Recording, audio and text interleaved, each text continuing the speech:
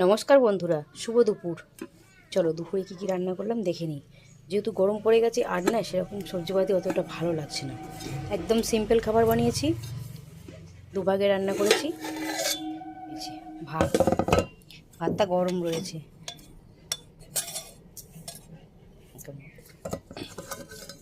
তার সাথে রয়েছে এই যে বাবুর পছন্দের বেগুন ভাজা, লম্বা লম্বা করে ভাজা করেছি।